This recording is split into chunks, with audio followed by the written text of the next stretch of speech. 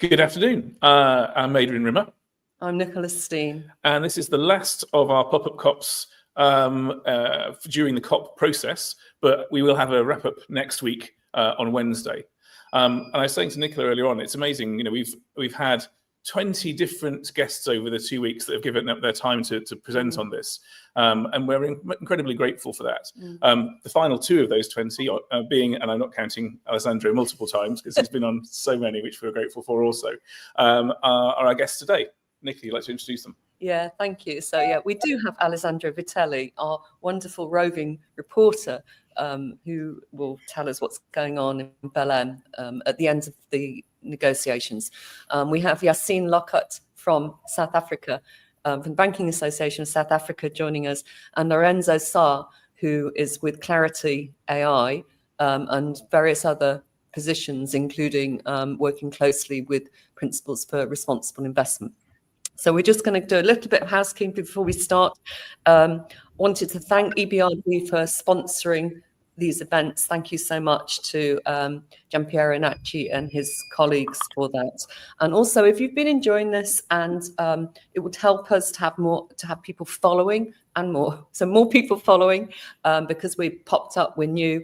Follow the page Pop-Up COP, if you don't mind, on LinkedIn. That will help. Thank you very much. So over to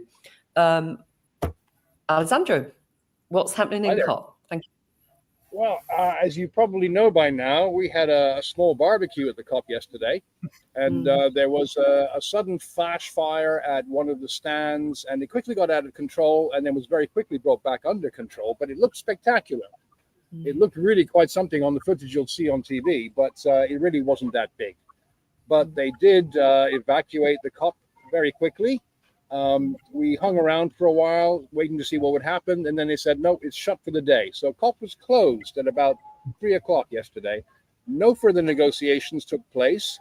So we've now reopened. The COP is now back on as of this morning, and delegations are dealing with a large number of texts, draft texts that the presidency published at about 3 a.m. this morning. They are basically trying to wrap this up today. They're pushing these texts out, hoping to get people to accept them, but there is pushback on a number of issues. Most notably, as Adrian you raised before we went live, on this roadmap for a fossil fuel phase out. That has been a real bugbear of this COP. It's been proposed and seconded, and there's about 80 countries in a coalition now pushing for a roadmap, a written roadmap towards a phase out of fossil fuels. The presidency has had a pushback from certain parties who don't want to see that in the text, and I guess you can guess who they are.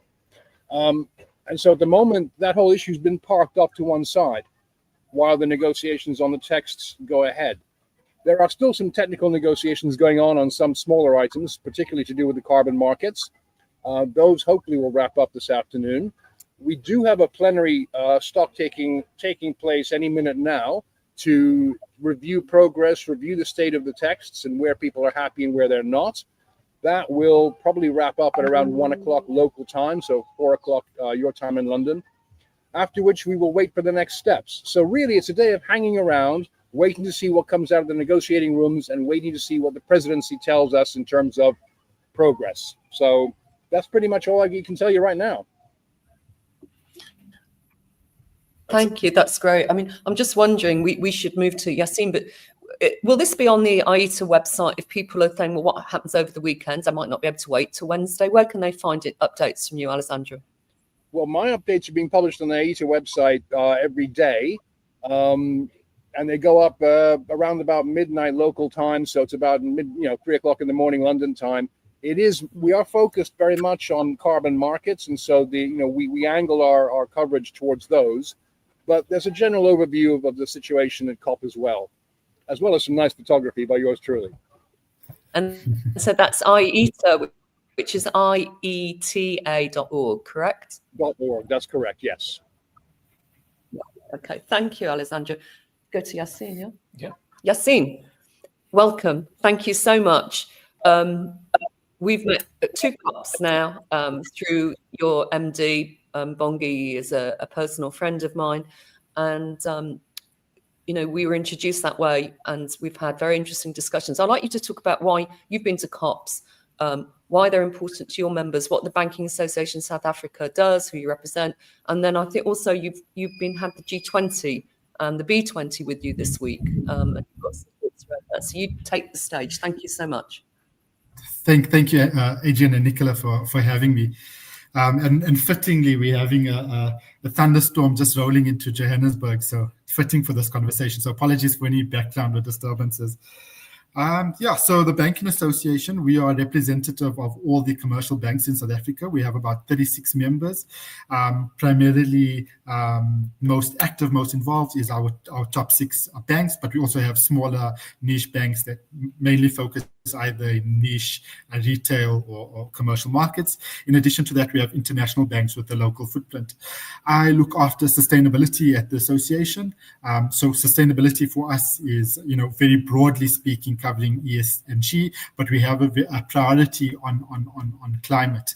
And priority on climate also speaks to, why the COP is important for us. So South Africa is highly impacted both by physical and transitional risk. So on the physical side, Southern Africa warms at twice the rate of the global average. So, profound impacts from a physical point of view. And then on transitional risk, South Africa's economy is highly carbon intensive, which is, quite the outside of the norm, for the Africa perspective. So we're kind of an outlier there. So maybe just to speak more on the transitional risk, just to give you a sense, most of our electricity is generated from coal. That is starting to change with new renewables coming in. That does speak to our carbon intensity. So that gives us a very, that just signals the importance for COP from both points of risk, but also from a opportunity. And I think that also speaks to the banking sector, seeing the South African banking sector, which I think is highly progressive. We see that climate is both an opportunity and a risk. So we follow the COP process quite intimately, quite closely, to understand how this is going to cascade and impact our business, how it's going to inform what the regulators are doing, where we need to shift focus from adaptation or focus more on mitigation. So that's probably our interest in COP. In the broader Africa context, a lot of the South African banks are very active in the broader context. So we follow the finance quite closely as well. Very interested to see what's going towards adaptation, what's going to loss and damages, and I think seeing from our perspective how we can work with the banks and other role players to leverage public finance to make that go further. And then I think, just to mention, this week, as you all may know, is the G20 conference. The first time it's happening in Africa. It's the Leader Summit, and the Sustainable Finance Working Group just a few weeks ago released their final report with recommendations. And I see a lot of overlap between our position, the South African position, on many of the items in COP, as well as what's coming through in the recommendations for the Sustainable Finance Working Group.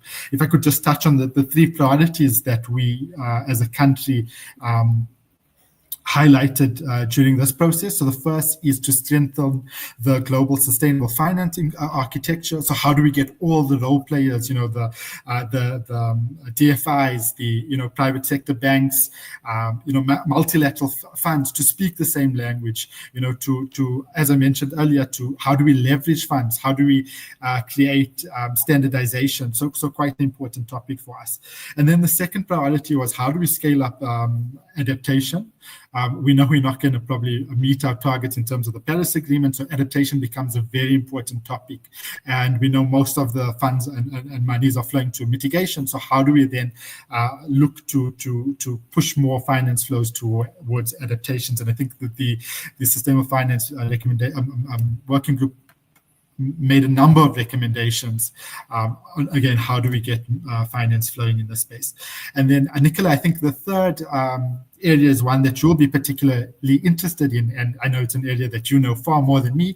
It's unlocking the financial potential of carbon credit markets. So that's the third priority. Again, how do we mobilize private capital? How do we bring consistency and transparency to move these markets? So I think there's, as you can see, there's a lot of overlap between what's been discussed at COP and the priorities that we've put through in our Sustainable Finance Working Group for G20. Thank you. Yeah, well, there's actually a few of us, thank you, Yassine, who know about carbon markets on the call. Adrian does a lot of work on that at the London Stock Exchange, and Alessandro is leading the comms on that at IETA, as we said. So, yeah, thank you. It's really interesting perspective, and it's very specific. Thank you so much. You can reach out to all the people who've been on all the events through LinkedIn. We're listing them there, so you can get in touch with people. Thank you. Lorenzo, let's jump to you. What would you like to talk about? You've got many hats, and the floor is yours. 4 minutes. Thank you. Thank you, and thanks for having me. Look, I was there last week, and I didn't have the pleasure of being part of Alessandro's conference feijoada or parrillada, basically the burning of the session. But I was there last week, but I was also there the week before. And you mentioned my role and my involvement with the PRI. I worked there for 15 years. And so I kind of take very much the investor's position, even within Clarity AI. So Clarity AI is a sustainability tech company. We provide data and tools to companies, consumers, and investors for making investment decisions that are sustainable. And what I found interesting was if you ask people how many investors were at COP there in Belém, I think the first reaction is not many, because even PRI's numbers, I think when we talk about the people that have gone to Belém, we're talking about like less than 30 or around 30 in numbers, so it's very small. But I think the question is, how do you look at it? Because the week before COP, there was the PRI in-person event in Sao Paulo that kind of was specifically designed, and actually, Adrian, some of your colleagues were there, specifically designed to signal to the COP process the importance of the investors as part of this agenda. And so there, instead of being just a handful, there was around 1,000 players on the ground.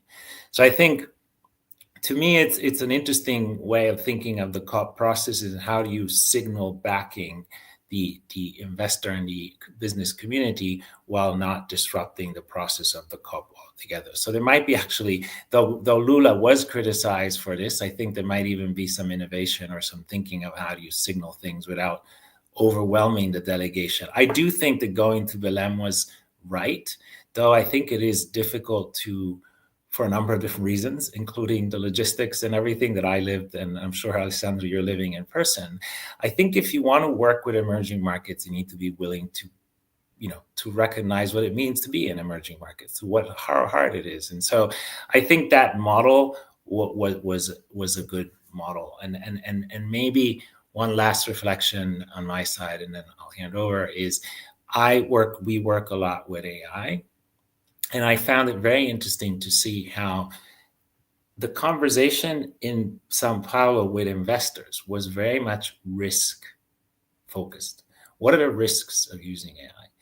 I found that moving to Belém, the conversation, yes, highlighted how, data centers can be a negative impact, but the conversation turned to be a lot about how do we use AI to address the solutions. And it was interesting as a shift. And we could talk about why I think that's the case, but just observing it, I think it's in itself a valuable observation. It is really interesting. And if you think about sort of a lot of the data gaps, the challenges of monitoring, reporting, and verification associated with the deployment of climate finance, doing that in a way that is delivering accurate data, delivering it efficiently, combining inputs from all sorts of sources, then I guess AI plays a really key role in that context. Yeah. Thank you. Superb. Okay. Thank you. I know that you could talk for a long time. You're very, experienced in so many different areas. People, do please reach out to our great participants online. I just would like a shout out to the yellow jumpers we're in the Brazilian colours by chance, as it happens, and also that we're at the Urban Farm Project again. This is a wonderful venue. It's right in the heart of the city, Shoe Lane, and they do great coffee here and wonderful, wonderful soup. And you can hire the venue and stuff. So I don't know if this counts as promotion, and hopefully we'll get through the firewall of LinkedIn. But it is a wonderful place, and it's a community meanwhile place. So it's being used between while something else is going to happen in the meanwhile. We'll see you next Wednesday. Wednesday, yes, for a wrap up of all that's taken place at the very tail end of COP and what that means. Thanks very much indeed. Thank you for your time. Thank you. Thank you. Thank you, everyone. Bye. Thank you.